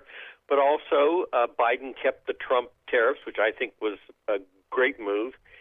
But I was just thinking today on this issue that President Biden has to really walk a very tough, fine line on this because, I mean, let's face it, Pennsylvania, Wisconsin, Michigan, and Ohio turned on Hillary in a large way, and they wouldn't have turned on Bernie Sanders, I argue, in the same manner, but it was over the trade issue. I agree. With those states. And so I think President Biden's, doing the right thing. There's some carrot and stick approach here, but he's got to be very, very careful at the slightest because, China manipulates. They love to be aggressive. They think of 100 ways to try to get ahead of everybody. They have slave labor. I am not a fan of how they, obviously conduct their country and their trade policies. But the president has to be careful because at some point in time, if Xi tries to, say, well, I'll trade you Taiwan and some minority rights, if you just kind of back off those tariffs. And if that happens, the president has to put his foot down. Yeah. No, because eventually they're gonna take over Taiwan anyway. Exactly. I mean, no matter what they say, eventually that's part of the grand plan. Someday. Because you got to figure if they do, what are we going to do? Are we going to do what Eisenhower did back in the 50s and send the entire Pacific Fleet? I doubt it. No. There's a report. Did you see the report last week that evidently they're mocking up, I guess in the desert, mocking up, our battle fleet, and doing kind of military operations, I guess, in the sand around how to deal with our military fleet in the Pacific. I didn't see that. Yeah, I mean, they're getting much more muscular and much more, saying, "Hey, we're coming for you." They're aggressive, and and they're smart, and they're very manipulative in the communist government over there. And they can be that way. They can just tell their people, "No, this is how it's going to be." And again, I've always said it's slave labor. Yes, they've had some people, do better on wages and things, but in general, it's still a slave labor economy. Yeah, I wouldn't want to be in Biden's position because there's no real win there. Because a win would look like bringing manufacturing back, and corporate America won't stand for that because we got corporate CEOs who are addicted to to slave labor, to cheap labor, and lax environmental regulations. It's like heroin to a CEO. They can't kick the habit, even though it's bad for them and bad for our country. And every day there's another one, like out in your neck of the woods, out in Kettering, Ohio. There's this Tenneco company's closing its doors and moving to Mexico, and I guess some jobs to China as well. And you go, in this environment with our supply chain problems, this is when you're going to go. This is where we need, we need massive tariffs on folks who do that. Just my thought. Sure. No, I agree 100%. And again, the companies used to roll in and out of my office, and we're going to change their behavior. Oh, look how many American jobs if we just do these trade deals. I never bought it. It's because it's not true. No, it's not. And this is where they want cheaper labor and cheaper prices, and they want to satisfy the board of directors. That's period. In a nutshell. Last line of questioning I got for you. I don't know if you saw the big resurrection tour, the big redemption tour this morning with Chris Christie and his book, Republican Rescue: Saving the Party from Truth Deniers, Conspiracy Theorists, and the Dangerous Policies of Joe Biden. He was on MSNBC. I mean, he's all over the place, resurrecting his 2024 campaign. Well, I think it's interesting. I will say he's gutsy to take on Trump, and when a lot of the other candidates won't. We'll see, how long he survives out there. But I thought it was interesting that he kind of had the guts to, say some of the things he did to Axios that I read on the interviews. Yeah, but as I'm watching some of the interviews, I'm going, this is everything you hate about, or at least me, it's everything I hate about the political environment, because there doesn't seem to be any consistency. I mean, this is a guy who kissed Trump's behind and then said, no, now we got to take him on, but then said if Trump's the nominee, he's going to vote for him. I'm going, I don't know. I just can't go there. Well, he's trying to do a Youngkin in Virginia, but he's not doing a Youngkin. Yeah, he's not a Youngkin. Makes sense. He's not a Youngkin. So, in one hand, he said, election night made me feel sick to my stomach. Trump then had told Chris Christie he leaked the chief of staff offer on the book, and then all of a sudden Chris Christie, I think it was today, refused to criticize, on Fox News, or refused to criticize Fox News and Tucker Carlson for comments made. So I think, he's trying to have his cake and eat it too. And I use the Youngkin example because I think we've got to give credit to Youngkin. He walked that fine line where, he didn't go after Trump, but he sure kept him away. And he didn't act crazy. I mean, at the end of the day, he let the crazy people do their thing, and he played above it. Right. He didn't dive right into the cesspool of insanity that was the whole race critical theory thing. Right. But he didn't deny it either. So, I mean, he had a great line. We want to teach our children how to think, not what to think. I mean, that kind of, he stayed on message, as where McAuliffe, well, not. Well, and you brought up a good point about, look how Trump treated Chris Christie. But, always amazed me about these guys. I mean, Ted Cruz. I mean, Trump said his father killed Kennedy. And no, worse than that. He said his wife was ugly. Yeah, his wife's ugly. And I'm watching, fine, he can be, what I want to say, diplomatic about things, But how can Cruz ever just say, okay, Trump's all right? Yeah, no. How do you do that after that? No, see, where I grew up, them's fighting words. We're meeting in the alley. Oh yeah, and it makes it for you're not going to get very many meals from your wife either if you do that, Yeah, but Lindsey Graham, the same thing. I mean, all of them who attacked Trump and then all of a sudden turned around and fell into line. Same thing with Christie here. I mean, the truth deniers and the conspiracy theorists. But when it comes around to it, I'm going to vote for him if he's the nominee. Well, and Lindsey plays that game in reverse direction. And when we both got elected and I was out there, you couldn't get near Newt Gingrich until you pushed Lindsey aside. And then a couple of years later, Lindsey does the coup with 5 other guys to put Newt out. And then the John McCain thing, and then, the family, McCain didn't want him at the funeral. I mean, so Lindsey's kind of really good at that, too, Yeah, at that end of the game. Yeah, he's something, all right. Oh, yeah. But do you think it's going to help? Do you think this is going to help him, or is it going to just a stunt to sell books? Because he said he's not going to decide. He's not he's not saying he's running for president. And when someone says that, to me, they're running for president. Well, I think he wants to run for president. He's not going to make it, but in an indirect way, he might sell some books. But I just don't see where he's. For example, he could. I don't see where he could beat DeSantis.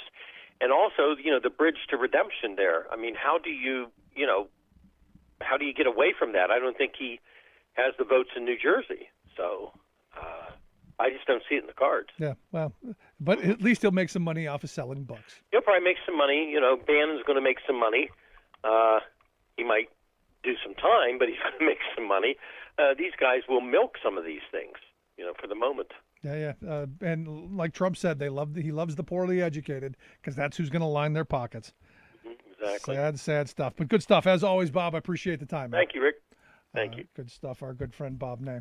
Let's take a quick break. Right back after this. Stick around. You listen to The Rick Smith Show. We're working people. Come to talk.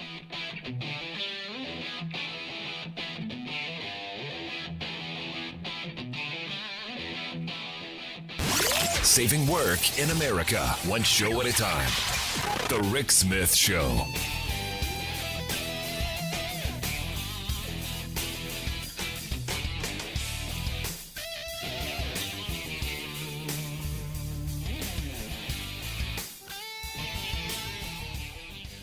I'm Rick Smith, and this is Labor History in 2. On this day in labor history, the year was 1982. That Tuesday, the National Football League players ended their 57-day strike. The league scrambled to get the new season going, scheduling games for that very next Sunday. The shortened 9-game season included 2 games played before the walkout, and the rest after the strike ended. The biggest issue that led to the strike was compensation and benefits. The NFL had seen a surge in television revenue with a new 5-year contract worth $2.1 billion. The players asked for 55% of the league's growing profits. The Players Association also wanted a minimum pay scale based on years of service and improvements in health care and retirement benefits. The owners flatly refused. On September 20th, the Green Bay Packers beat the New York Giants in a Monday night football game. The next day, the New York Daily News reported, quote, "For the first time in its 63-year history, labor troubles will throw the NFL for a loss." By a unanimous vote of its executive committee, the league's Players Association yesterday voted to call a strike.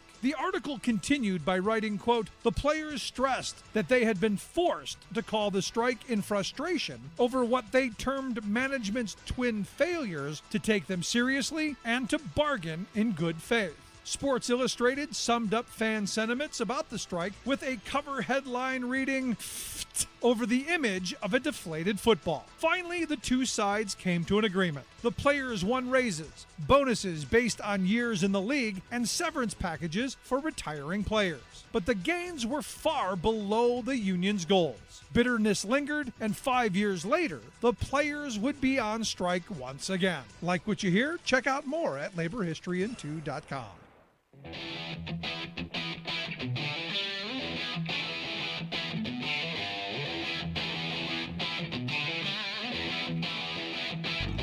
Welcome back to The Rick Smith Show. Now, here is Rick Smith.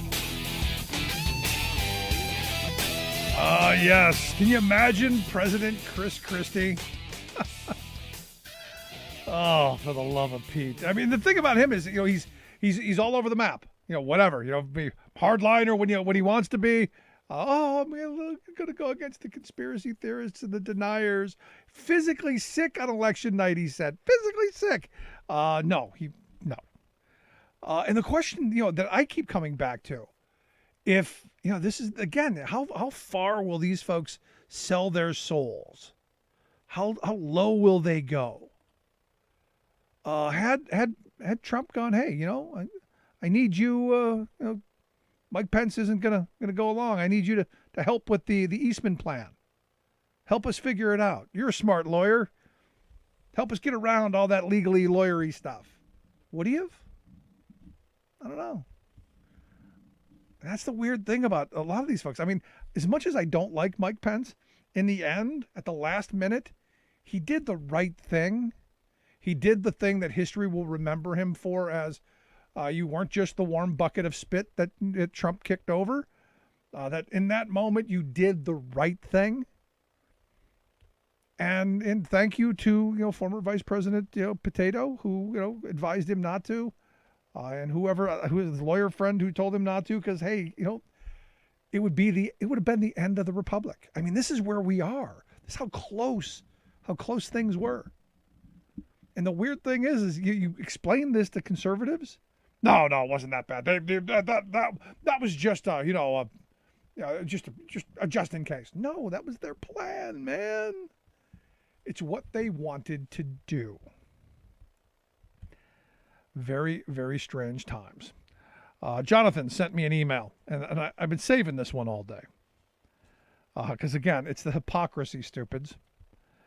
Jonathan writes, Rick, I recently saw an email from Pete Hegseth, one of Fox and Friends co-hosts, inviting fans to, quote, come in person to support our patriots and celebrate our great republic together at the Fox Nation Patriot Awards in Hollywood, Florida on Wednesday. I love Hollywood, Florida. Beautiful place. My family vacations there, before the pandemic, virtually every year for Christmas. Beautiful place. Love it. Gotta wonder. Evidently, according to Jonathan, Sean Hannity, Tucker Carlson, Laura Ingraham, Dan Bongingo, and other hosts of Fox and Friends will be at the event. He says there will be book signings, photo opportunities, giveaways, and live show tapings with a fundraiser for a veterans charity named Building Homes for Heroes Foundation. Tickets range from $125 to $500 a person. And I'm going, okay, thanks, Jonathan. I appreciate that. And he goes, wait, there's more. In fine print at the bottom, Jonathan says, was a footnote that read, and I quote, attendees must show either a COVID vaccine card or proof of a negative COVID test taken 72 hours prior to the event in order to gain entrance. Let me read that again. Fox News is having a big shindig. The Patriots, big shindig. The Patriots Award. Fox News Nation Patriots Award. And in order to get into the Patriots Award, you either have to have a COVID card saying I've been vaccinated, or you need a test. Now, this is the weird thing. Here's the weird thing. This is exactly what the president has said we need to be doing. If we're going to beat the virus, get done with it, and hopefully, on the other side soon, this is the way forward. This is common sense. Get the vaccine or be tested regularly so we know who is and isn't sick, so we can do the quarantining, the contact tracing, all of that stuff to do the things that we know actually work. Yet there are several news organizations who have been hampering that plan from happening. Been doing some things to make it harder for the administration to actually, make sure that people either get vaccinated or get tested regularly. In fact, there are a lot of people who watch that who would probably be part of the Fox Nation patriots who are dead set against either of those things. And it made me think, do I know anyone in Florida who's unvaccinated and is against testing? It's their core belief, sincerely held core belief. Can I find a religious fanatic in Hollywood, Florida, that I could buy a ticket for, and that they would show up to the Fox Nation Patriots Award and show up and say, no, I'm not giving you my vaccine card because I don't have one. And no, you're not sticking anything up any orifice. I will not be tested, but I want in. And I want them to go like any Karen, complaining that it's my right, or any of these nitwits who are screaming about it's my right to not be vaccinated and breathe all over you. I want to see what they do. Now, look, I don't want to glamorize idiots not being vaccinated or being unwilling to be tested, but in this thing, I want to see what Fox News would do. I want to see what Tucker Carlson and Sean Hannity and the whole cabal of kookery, I want to see how they would react, how the Patriots Awards would handle people who say, no, I'm doing exactly what you've been telling me to do. I want to see that. I want to see the big, giant, burly security guards, because it's not like Tucker Carlson's going to get his hands dirty. He might break a nail. They're going to hire big, burly security guards, and they're going to whisk these people away. But I want to see what they'll do. Because understand, Fox News, all of its on-site employees are either vaccinated or get tested daily. In fact, as we know, the station has asked that the employees submit their status, and said back in September that 90% of the people who show up to work every day there are vaccinated.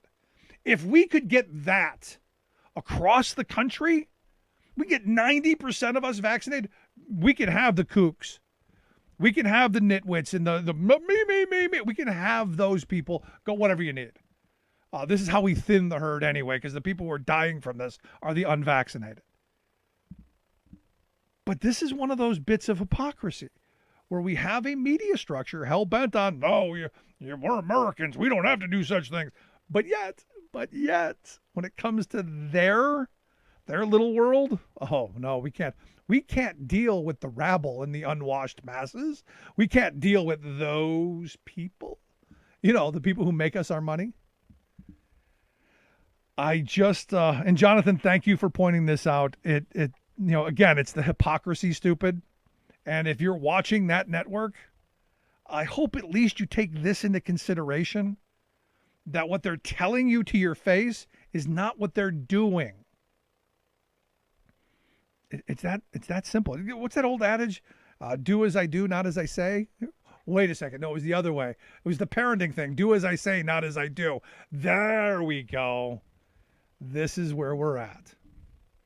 And I got to tell you, it's just plain sad, but predictable from the Fox News folks, who it really is all about the money. It really is.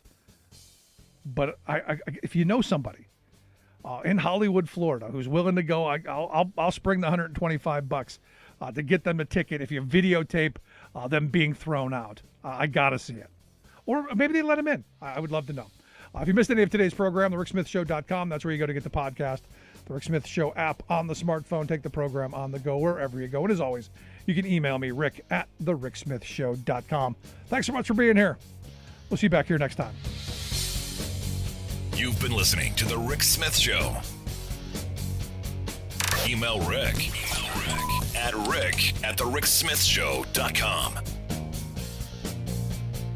Until next time, this has been The Rick Smith Show, where working people come to talk.